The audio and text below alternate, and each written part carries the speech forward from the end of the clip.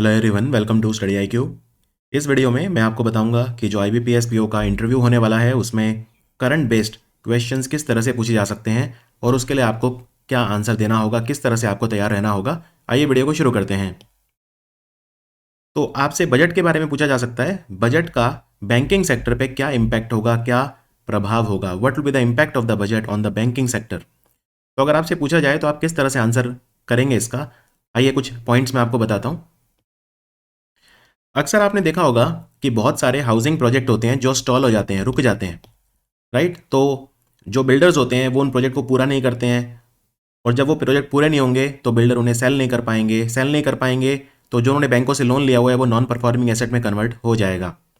ये जो stalled banking project होते हैं इनके बहुत सारे रीज़न होते हैं, लेकिन इस प्रॉब्लम को एड्रेस करने के लिए भारत सरकार ने एक फंड बनाया था जिसका नाम था स्वामी फंड। स्वामी फंड को 2019 में लॉन्च किया था और इस स्वामी फंड को मिनिस्ट्री ऑफ फाइनेंस ने बनाया था। ओके, तो इसका पर्पज़ क्या था? इसका पर्पज़ ये था कि जो हमारे प्रोजेक्ट्स हैं, जो रेजिडेंशियल प्रोजेक्ट्स हैं, जो फाइनेंशियली स्ट्रेस्ड हैं और जो स्टॉल्ड हैं, उनको कंप्लीट किया जाए। मान लीजिए कोई हाउसिंग सोसाइटी बननी है 4000 करोड़ से और 3000 करोड़ उसमें लग चुका है, 1000 करोड़ फिर सरकार इसमें डाल के पूरा कर देगी प्रोजेक्ट को। तो ये पर्पज़ था स्वामी फंड का कि जो फाइनेंशियली स्ट्रेस्ड और स्टॉल्ड प्रोजेक्ट है उनको पूरा किया जाए। अभी बजट में क्या अनाउंसमेंट हुआ है? बजट में जो स्वामी फंड है उसका पार्ट 2 आ गया है, स्वामी फंड 2। इसमें सरकार 15,000 करोड़ रुपीस एलोकेट किया है सरकार ने, और सरकार कह रही है कि जो अभी फाइनेंशियल ईयर है 2025-26, यानी जो अगला फाइनेंशियल ईयर है जो 1 अप्रैल से 31 मार्च 1 अप्रैल 2025 से 31 मार्च 2026 तक होगा, यानी फाइनेंशियल ईयर 26, उसमें 1 लाख हाउसिंग यूनिट्स को कंप्लीट करवाएगी। ये 1 लाख हाउसिंग यूनिट वो हैं जो कंप्लीट नहीं है, राइट। जो स्टॉल्ड प्रोजेक्ट हैं वो हैं 1 लाख हाउसिंग यूनिट, उनको कंप्लीट कराएगी। 15,000 करोड़ का एलोकेशन किया है। तो इसका बैंकिंग सेक्टर पे क्या इफेक्ट होगा? देखिए, सबसे पहले तो ये कि बैंक्स जो हैं, क्योंकि हाउसिंग जो प्रोजेक्ट्स हैं जो स्टॉल पड़े हुए हैं वो कंप्लीट होंगे, और वो अगर कंप्लीट होंगे तो जो बिल्डर हैं उन हाउसिंग यूनिट को सेल कर पाएंगे, उनकी इनकम होगी जिससे वो अपने बैंक के लोन चुका पाएंगे। तो इससे जो NPA हैं बैंक के वो कम होंगे, ठीक है। जो होम बायर्स हैं उन्हें तो फ़ायदा होगा ही क्योंकि उन्हें पोजेशन मिल जाएगा, लेकिन सबसे बड़ी बात यह है कि बैंकिंग सेक्टर में ये चेंज आएगा इससे कि जो हाउसिंग रिलेटेड जो हमारे नॉन परफॉर्मिंग एसेट हैं बिल्डर उन्हें चुका पाएंगे और उससे NPAs जो हैं वो कम होंगे। क्या स्वामी फंड जो 1 था जो 2019 में बना था, क्या वो सक्सेसफुल हुआ? यस, उससे 50,000 यूनिट कंप्लीट हो गए, और इस साल मतलब ये जो अभी चल रहा है 2025, इसमें 40,000 और एक्सपेक्टेड है कि कंप्लीट हो जाएंगे। तो सरकार ने लेकिन जो स्वामी फंड 2 बनाया है उसमें टारगेट रखा है 1 लाख हाउसिंग यूनिट का, और 1 लाख हाउसिंग यूनिट और 15,000 करोड़ अमाउंट।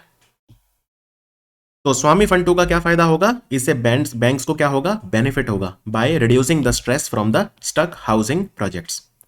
एक दो चीजें आपको टेक्निकल चीजें भी पता होनी चाहिए यहाँ पे। स्वामी फंड किसने बनाया था? फाइनेंस मिनिस्ट्री ने, और इसको मैनेज कौन करता है? SBI cap ventures. SBI cap venture state bank of India की कंपनी है, SBI कैप वेंचर्स। और हमारी ये जो प्रॉब्लम है ये कितनी बड़ी है, ये जो स्टॉल्ड हाउसिंग प्रोजेक्ट हैं कितने हैं?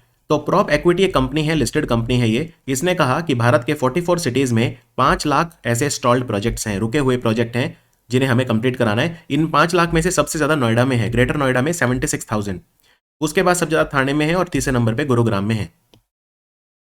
तो ये पहला पॉइंट आपको बोलना है कि स्वामी फंड की वजह से नॉन परफॉर्मिंग एसेट्स बैंक के इंप्रूव होंगे। उसके बाद जो इनकम टैक्स में चेंजेस हुए हैं, आप जानते हैं रिलीफ मिला है थोड़ा सा। तो इनकम टैक्स जो मेजर्स हैं उससे क्या फ़र्क पड़ेगा बैंक्स को? हम यहाँ पे जो बजट है उसकी सिर्फ बैंकिंग रिलेटेड बात कर रहे हैं, हम एग्रीकल्चर या जो दूसरे फील्ड है उनको कवर नहीं कर रहे हैं। तो सबसे बड़ा फ़ायदा तो ये है, आप जानते हैं कि अब 12 लाख रुपए तक कोई इनकम टैक्स नहीं है, पहले ये 7 लाख रुपए तक था। और टैक्स स्लैब में भी कुछ चेंजेस हुए हैं जिससे लोगों के हाथ में पैसा ज़्यादा बचेगा, यानी more money in the hands of the people. जब लोगों के पास पैसा बचेगा तो उससे क्या होगा? उससे कंजम्पशन बढ़ेगा, यानी लोग उस पैसे को खर्चेंगे। लेकिन ये ज़रूरी नहीं है कि सारे लोग उसे खर्च देंगे, तो उससे लोग उसे बैंक में भी जमा कराएंगे, यानी मोबिलाइज होगा डिपॉजिट। जैसे मान लीजिए अब अलग अलग कैलकुलेशंस हैं, जैसे मान लीजिए किसी की 12 लाख रुपए अगर इनकम है तो वो लगभग 80,000 रुपीज़ बचा पाएगा, ठीक है। ऐसे ही किसी की मान लीजिए अगर 50 लाख रुपए की इनकम है तो उसको भी फ़ायदा होगा, 1 लाख रुपए से ऊपर 1.1 लाख तक का फ़ायदा उसे होगा इस बजट स्लैब की वजह से। तो जो ना सिर्फ मिडिल क्लास बल्कि जो थोड़ा अपर मिडिल क्लास भी है उसके भी पैसे बचेंगे, तो जो भी पैसा बचेंगे या तो वो उसको खर्च करेंगे, कंजम्पशन करेंगे, तो उससे क्या होगा, उससे जीडीपी ग्रोथ रेट बढ़ेगा कंजम्पशन से। कंजम्पशन एक मेजर इशू है, इंडिया की जो पूरी इकोनॉमी है वो कंजम्पशन रिलेटेड ही है because of the size of our population. एक ये फायदा होगा, लोगों के पास जब पैसा बचेगा तो वो उससे अपने डेट्स भी सेटल कर सकते हैं, यानी अगेन बैंक्स को फायदा होगा कि डेट सेटल हो रहे हैं और मोबिलाइज होंगे डिपॉजिट। जैसे लोग उसे एफडी में डाल सकते हैं यानी कि टर्म डिपॉजिट में, या उसे अपने सेविंग अकाउंट में डाल सकते हैं, यानी कि जो current account, saving account, Kasa deposit है वो बढ़ेंगे। और आप जानते हैं कासा डिपॉजिट मिलना अब आसान नहीं रहा बैंक्स के लिए। वो क्यों? क्योंकि जो न्यू जनरेशन है वो बैंक्स में पैसे डालने की बजाय एफडी या दूसरे इंस्ट्रूमेंट में वो स्टॉक मार्केट या म्यूचुअल फंड या उसमें प्रेफर करती है फॉर हायर रिटर्न्स। तो बैंक्स के लिए कासा डिपॉजिट रेज करना लगातार डिफिकल्ट होता जा रहा है।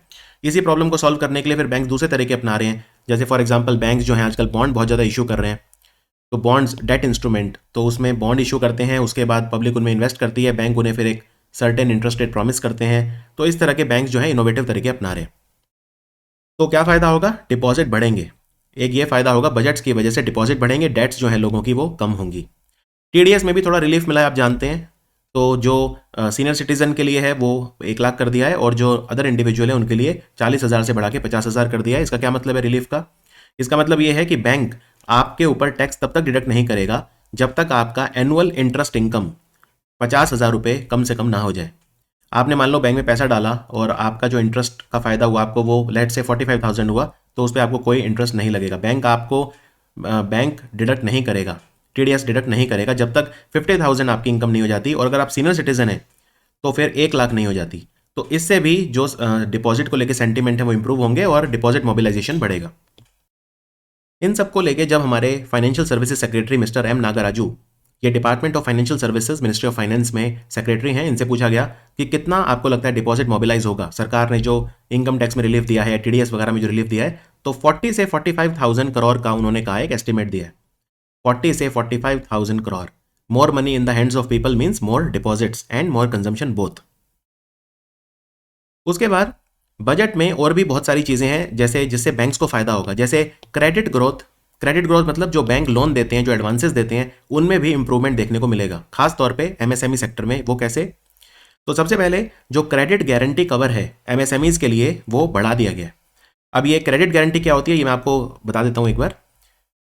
जैसे हमारी जो गवर्नमेंट ऑफ इंडिया है वो बैंक्स को ये कहती है कि आप एमएसएमईज को ज़्यादा से ज़्यादा लोन दीजिए, लेकिन अगर बैंक कहते हैं कि एमएसएमईज को लोन देने से एनपीएस, नॉन परफॉर्मिंग एसेट, बढ़ जाते हैं, पैसा वापस नहीं आता, तो सरकार कहती है उसकी गारंटी हम ले रहे हैं।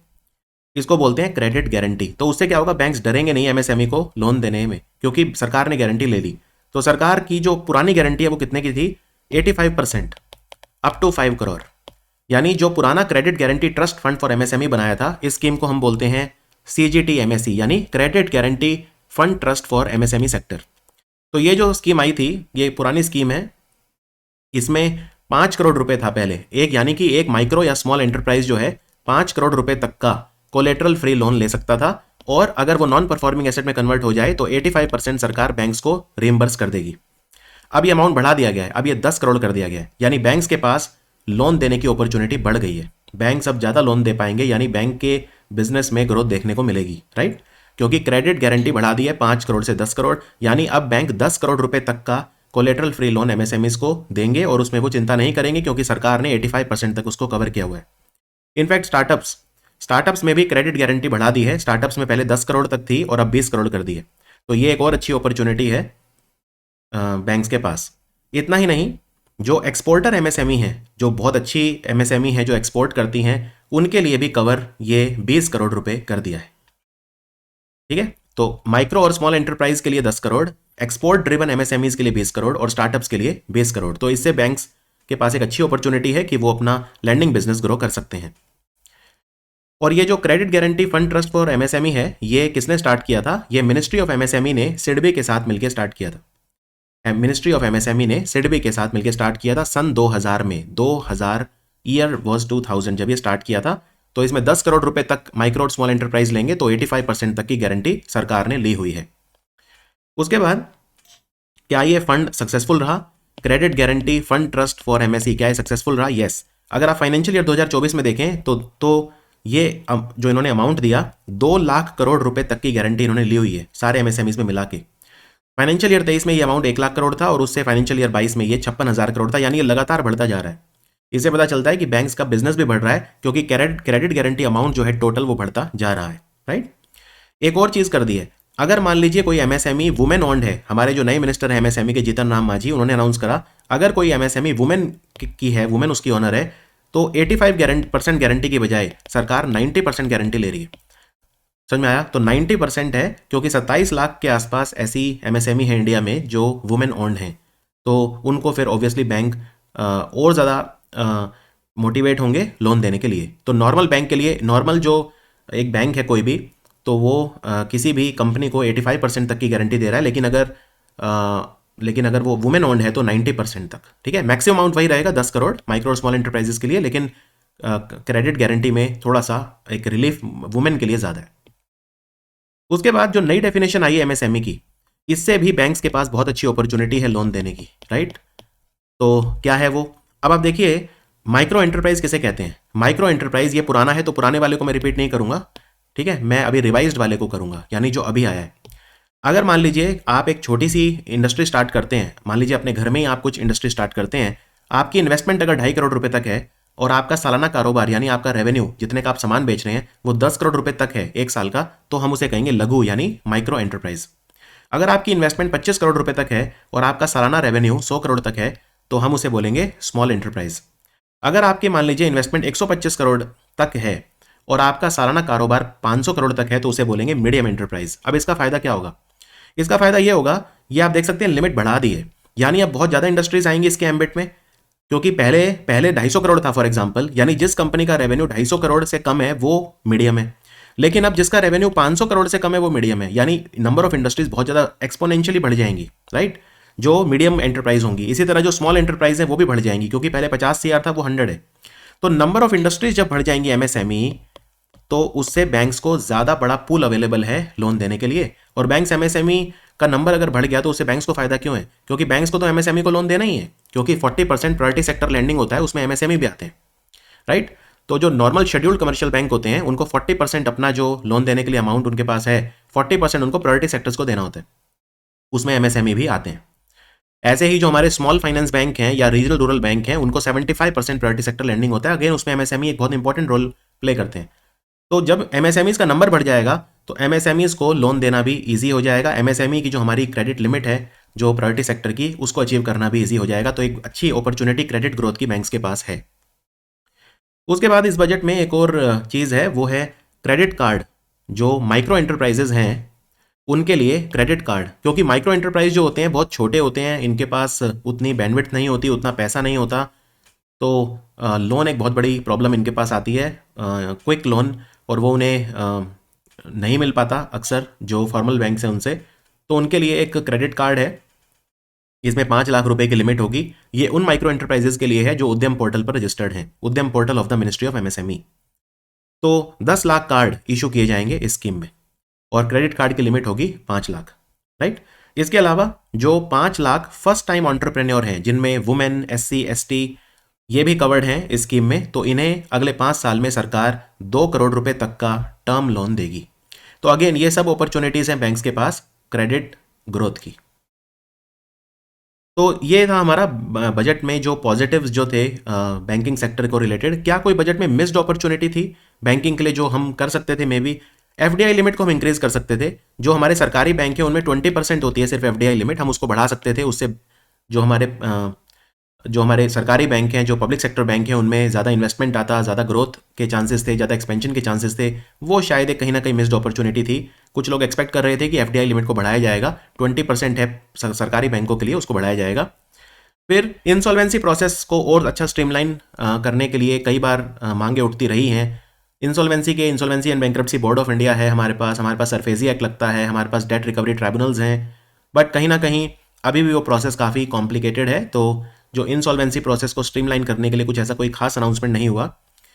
फिर पब्लिक सेक्टर जो बैंक हैं इवेंचुअली तो उनको प्राइवेटाइज किया ही जाना है। सरकार ने भी इस बारे में कहा है कि बस वो 2-3 ही बैंक प्रेफर करते हैं बड़े, रादर देन अभी जो 12 हैं। तो उसको लेके कोई बात नहीं हुई कि उसको फास्ट ट्रैक करने के ऊपर। तो ये भी एक मिस्ड अपॉर्चुनिटी थी, क्योंकि जो काम अल्टीमेटली करना ही आपको तो वाई नॉट नाउ, तो वो भी कहीं ना कहीं एक मिस्ड अपॉर्चुनिटी थी। इसके अलावा बैंकिंग जो है, हमारी जो बैंक है वो compete कर रहे हैं आजकल फिनटेक कंपनीज से, तो बैंकिंग में कैसे हम टेक्नोलॉजी को अपग्रेड करें या उस बारे में भी कोई खास बजट में कुछ ऐसा सुनने को नहीं मिला, तो ये कुछ मिस्ड अपॉर्चुनिटी कह सकते हैं। क्या बजट की वजह से बैंकों को कोई रिस्क है जो बढ़ सकता है? हाँ, बढ़ सकता है। किसान क्रेडिट कार्ड की जो लिमिट है वो 3 लाख से बढ़ा के 5 लाख कर दी है, राइट। देखो वैसे तो किसान क्रेडिट कार्ड में आप इससे ज़्यादा भी लोन ले सकते हो, आप चाहो तो 10 लाख ले सकते हो, 15 लाख ले सकते हो, लेकिन तब आपको इंटरेस्ट सबवेंशन का फायदा नहीं होगा। इंटरेस्ट सबवेंशन क्या होता है?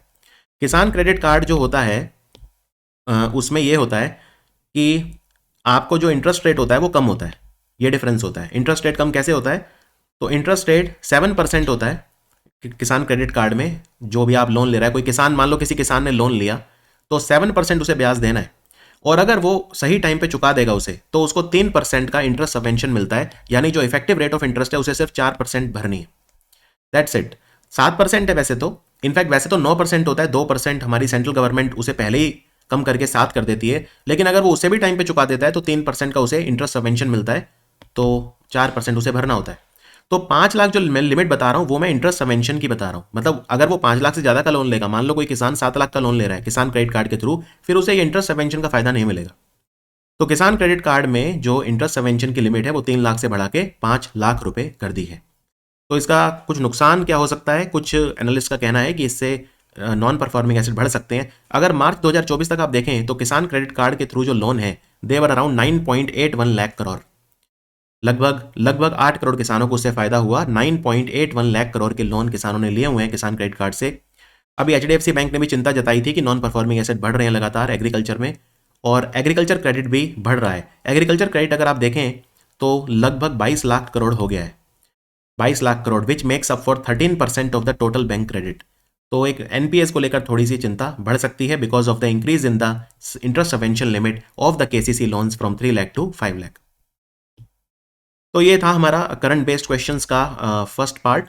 मेरा जो अगला वीडियो होगा उसमें मैं कवर करूंगा कि जो लेटेस्ट इनोवेशन है आरबीआई की, वो आपसे पूछ सकते हैं कि रिजर्व बैंक ऑफ इंडिया के जो लेटेस्ट इनोवेशन है वो क्या है।